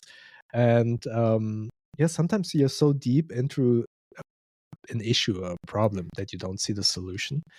But I see so much. That's why I try to kind of convince you, or hopefully convince you not to quit YouTube, because there is potential. And I think you just need to just do stuff and experiment stuff. And I like the new videos that you made, because it is refreshing. I didn't watch all of them because some of them were very long, but I did like the tier video. The tier videos get out of hand real quick. Yeah, that's for sure. But I think you have a lot of ideas, and I think you just try it out.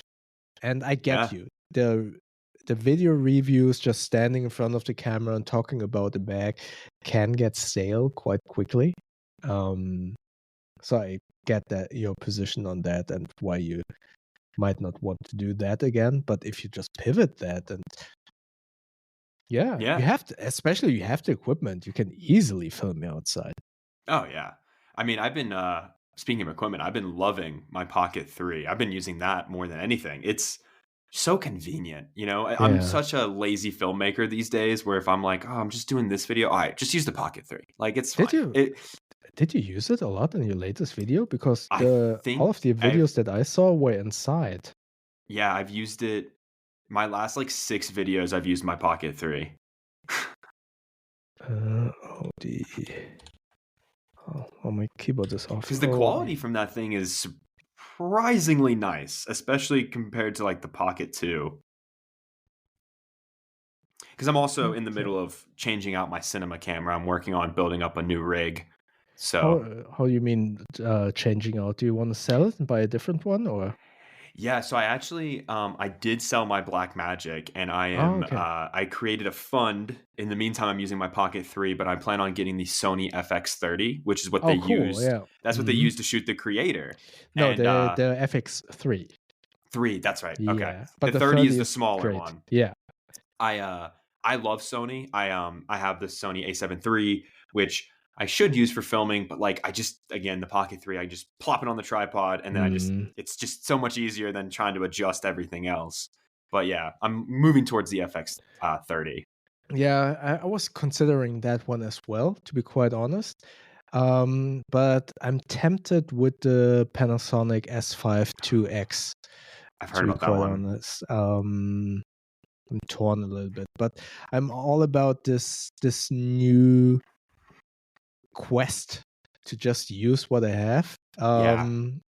That's why I'm experimenting with these vlogs on my second channel to just film with everything that I have, and I do realize it is very limiting. So yeah, I want to buy a new camera, but I'm not sure if any of the cameras actually give me what I want. Yeah. So I found a few trade-offs on the FX30 that is on my wish list, where I'm not sure if I would want to go that route. Honestly, I'm not even sure if I'll get another cinema camera. Like, yes, I definitely want one, but Mm, I've been using the Pocket 3 and then I use my iPhone. And yeah. between those two, like, and my drone, which sometimes I use, but I mean, realistically, the kind of content that I want to make, I mean, I don't really need anything fancy, but the biggest Mm, problem that I run into is I would rather be behind the camera than be in front of it these days. mm, And when you have a cinema camera, it's kind of hard to record yourself exactly. when you have to keep making adjustments, which is the Exactly. problem I kept running into with the Black Magic. Yeah. I was just like, Same. I love this thing, but man, it sucks to keep having to adjust everything for every little single shot. So So, you're still very happy with the Pocket 3? oh Ah, yeah, didn't I've break or actually anything? no, I recommended Okay. it a subscriber of mine. His name is Aramis. The last couple years, I've kind of given him tips and tricks and helped him out with starting his own YouTube channel. And Mm, I recommended, I was like, look, if you're on a budget, if you have about, I think it's like 700 USD, I was like, you should just get the Pocket 3 Creator combo, comes in with a built-in mic, shoots in 4K. I was like, it does slow motion. It does everything you would need mm, as a beginner creator. Because when I started off, I got the Pocket 2. And for me, for a really long time, that was more than enough, you know? yeah, So yeah. he's been using the Pocket 3 and he really likes it. I think it's a great little thing to just have always Mm. with you. Yeah, I wanted to get that, but I wasn't sure if that would be the right tool for me, and I was also a little bit hesitant in terms of durability, Mm, because of the gimbal. And then I came across the Insta360 Go 3, which is this yeah. little capsule-sized action camera. Doesn't have great image quality, but I was thinking it is so small and so easy. It's basically just one button and then it goes. And it has a magnet. And I was thinking if I should get that one, despite the, in air quotes, terrible image quality, because it would, I wouldn't feel so subconscious about it in public because I would just stick it to a wall and Yeah, just, it's tiny. yeah, and just think that no one would see that there is a camera and just do my thing. Plus, I could carry it everywhere. So that was or is at the moment my thought process if I should get that one or if I should get the Pocket 3. But the Pocket 3 is so expensive for Yeah. what it is. No, it's not. No, it's fairly priced. But my thought process was at that point, or is in this point, for a couple of $100 more, I could get a different camera, and that's Yeah. what makes it a little bit difficult for me to decide if that's actually for me. I think the Pocket 3 is good for people that want to get into, well, I think it has like two demographics. New people that like want to get into video creation, that's user friendly, it's super simple, comes with everything you need. And then you have, I think, people like myself who want to create content, but it doesn't need to be flashy. I don't need focus. I don't need, to change out the lenses. That camera will kind of do my vlogs. I can use it in my studio. I can use it out in public. I can travel with it. It's small. Yeah. It kind of checks all the boxes of, I got tired of taking the Blackmagic body and then all my lenses and then my batteries and then my monitor. And it's like, holy crap. And then this, I can use my Bellroy light sling, which is my favorite sling. Just throw the Pocket 3 in there, couple extra SD cards if I need it, and then, wallet, keys, and boom, I have everything I need, and I can make as much content as I want. Do you use the active track a lot? Yeah, depending. I've been toying with it. Active track has not been something I'm good at. But I do like that when you're vlogging, it can track your face, and then that way it kind of stays with you. That I do like. Yeah, maybe you can send me some unedited log footage, if you may. I would just want to try it out in color grading, how much it kind of degrades. I do love the color grading on the log. Yeah, does it work pretty well? nice. Okay. I downloaded the conversion log or conversion LUT for the log off the DJI site. And that is a really good way of getting your base colors. And then obviously I throw probably like 3 or 4 LUTs on top of it, but pretty solid.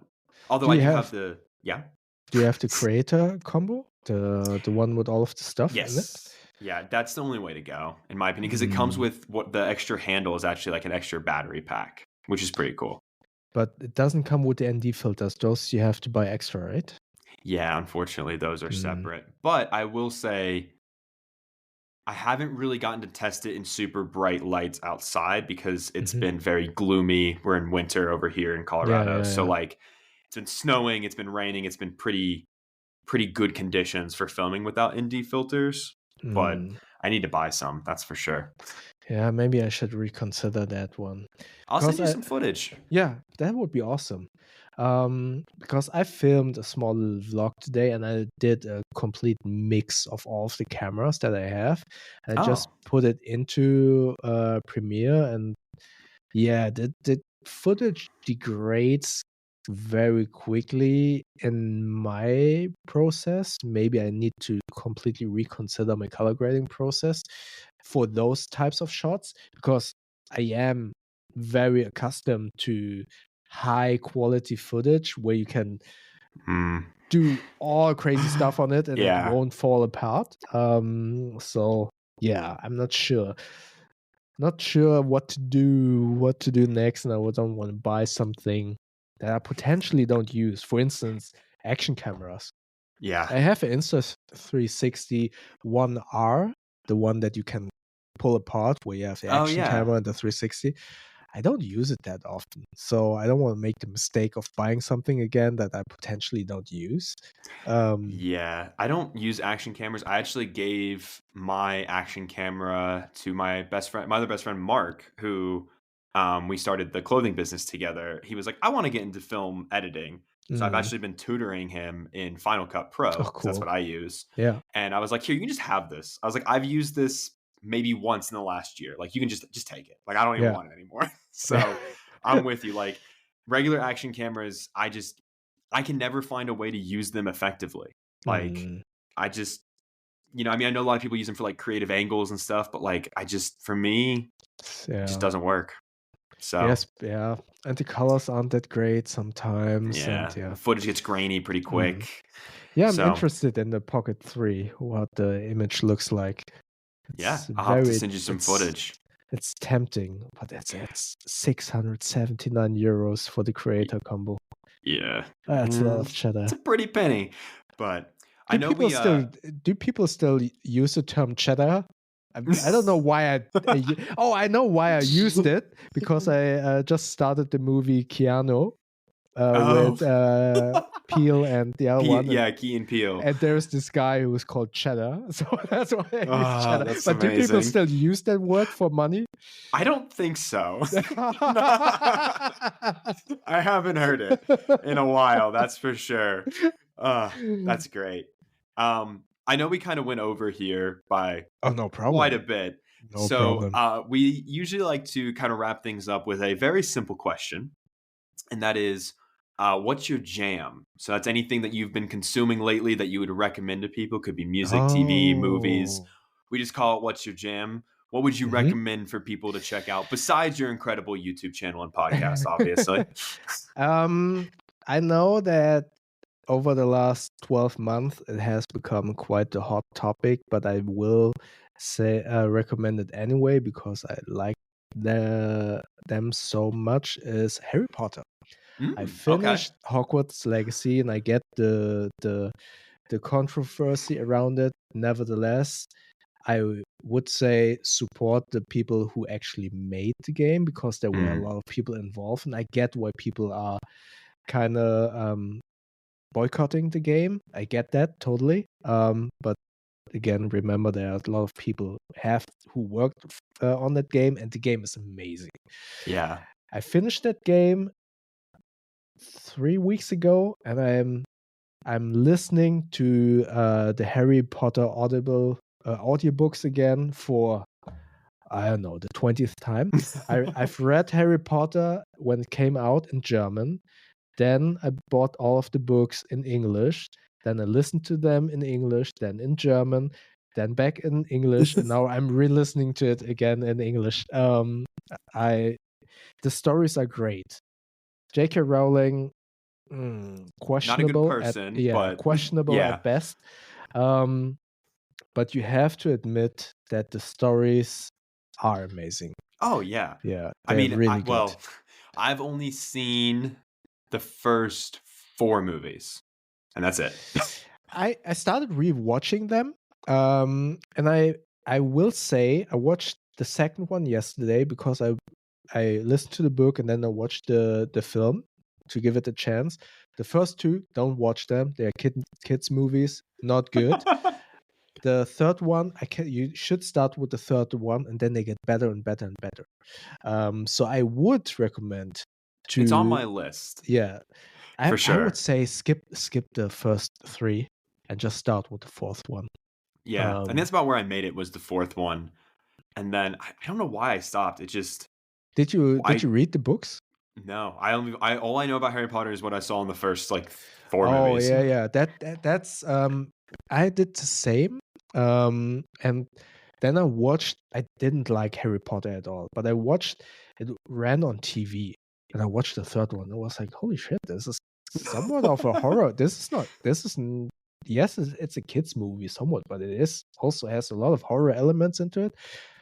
Yeah, so I would say, if you can, do you happen to have an Audible subscription? Yeah, I've been listening to the Percy Jackson books again. Oh, cool. That was a series that I really liked. So yeah.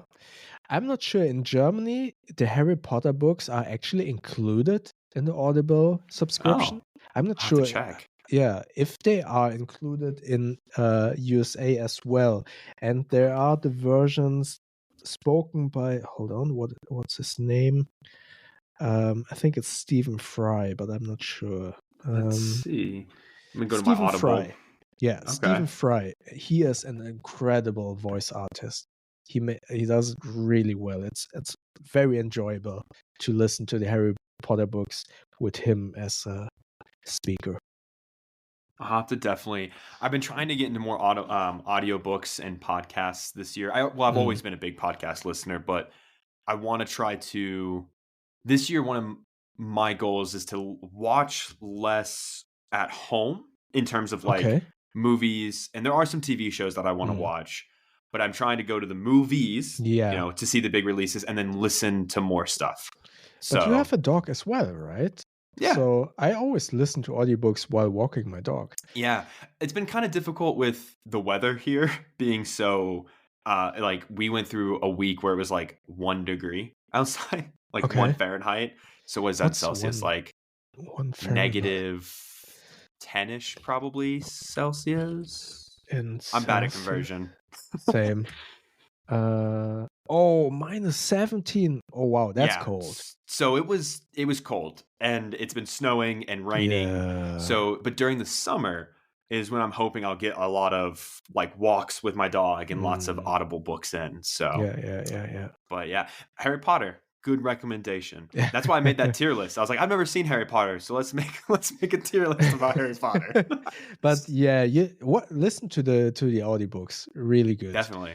Before you watch the films, because I can see that if you watch the first 3 that you potentially do not want to Yeah. read the book. Because I noticed coming from the audiobook and watching the first one and then the second one, they rush through those through the books.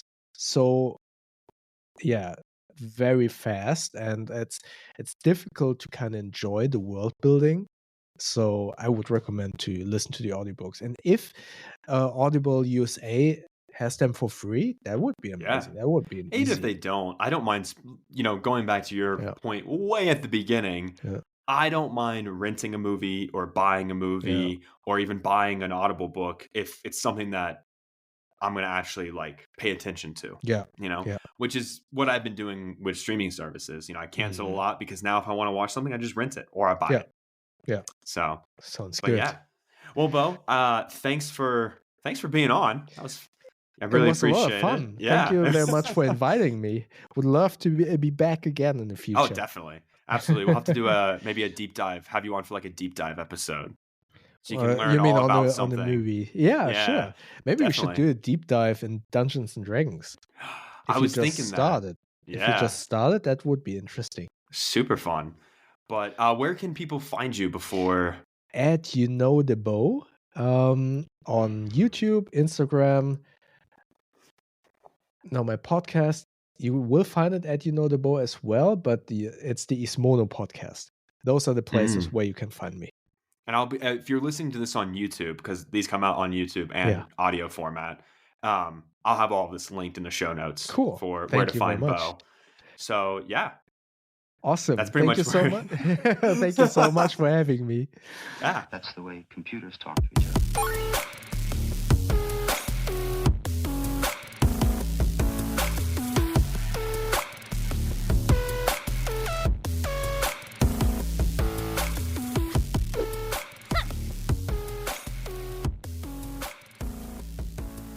Wow, Odie, what an amazing interview. So good. No, for real.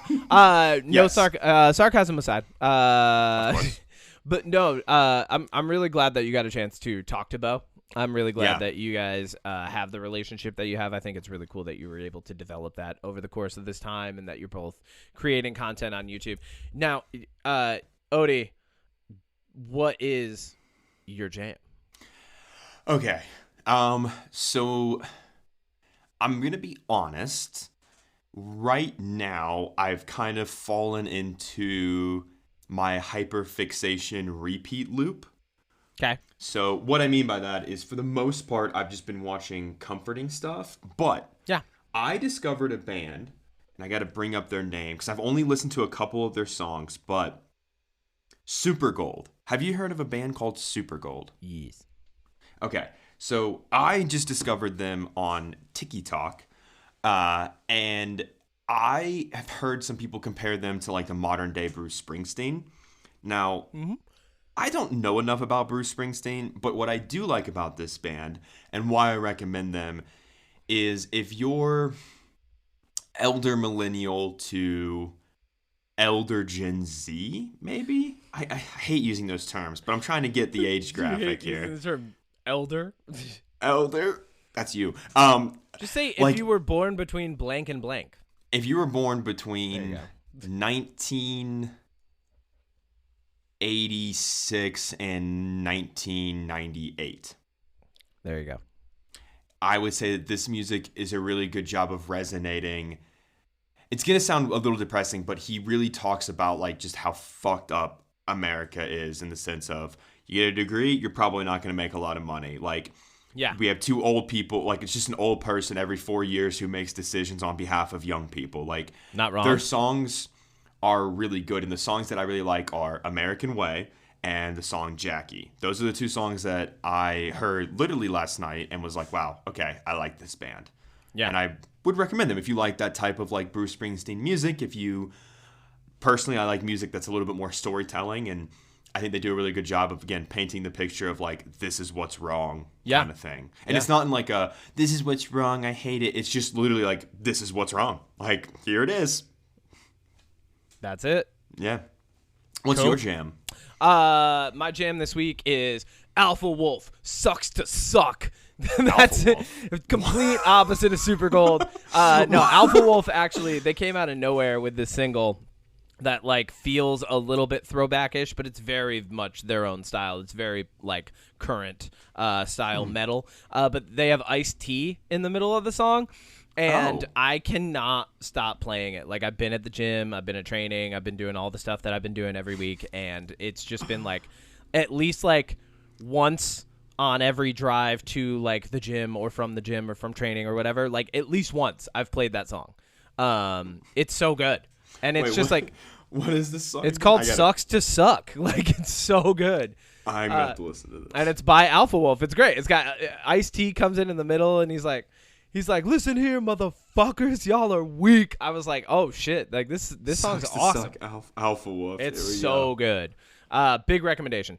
But that's it. I mean, that's it for me. Like, I honestly, other than that, I've been listening to a lot of jazz in my free time because I've been reading and like getting down into studying and stuff. I love jazz. I don't. Much like D&D, jazz is something that I will not get into a big conversation about until I know that someone else is passionate about it, because like I am and will get into it, you know, and like, so I don't want to be like, oh, I love jazz, and have someone be like, oh, I really want to get into jazz, and be like, oh yeah, well, like, here you I go. don't want to do that. There's too much of it. You like saxophones? Well, and it's very broad as far as the genre goes, and there's like we've talked about this before. There's a ton of gatekeepers around it and stuff. So I think the better thing to do when someone says I've always wanted to get into jazz is be like, all right, cool. Well, what kind? Like, do you want to listen to like more jazz singers? Do you want to get more into like some of the crazier like trumpet, brass type stuff? Like, do you want That's like what I like in Kamasi jazz. Washington in your life? Do you want some jazz piano, classic trio? Like, Do you like the piano too? There's so much going on there. But that's why I have not said my jam was jazz this week, because I could just keep going. Yeah, I like it's just jazz. Alpha Wolf Sucks to Suck. I love that though. Thanks. It's Sucks been to good. suck. This was I'm really glad that we're doing these episodes. I'm really glad that we're bringing people on and interviewing them. I'm actually later today, even though it's going to come up much later, I'm talking to Ren, as we both know him much better, Izanagi, who's been releasing some of the coolest music, and the only reason I'm not citing them as my jam is because I want to cite that as my jam, like when we do the actual interview episode with them. Yeah. And then next weekend I rescheduled with Aaron, because I think I told you I couldn't interview him last weekend. We had a little bit of a scheduling issue on my part. Yep. So I got him next weekend, and then I'm super stoked. I got some other ones coming up. I know you do too. Yep. Super stoked to share this with people and to just highlight, not only just highlight people that are creative and successful and driven and motivated, like Natalie Carr, like Bo, like Aaron, like Izanaki, but also people that are just good people, fun to talk to, good conversations, Like, I just love all that. Yeah, me too. That's a nice, wholesome way to wrap up this episode, Odie. Thank Odie, you. why don't you say the most wholesome thing you can possibly say right now, and we'll end the episode on that. Puppies are innocent and cute. God bless us, everyone. God bless us, everyone.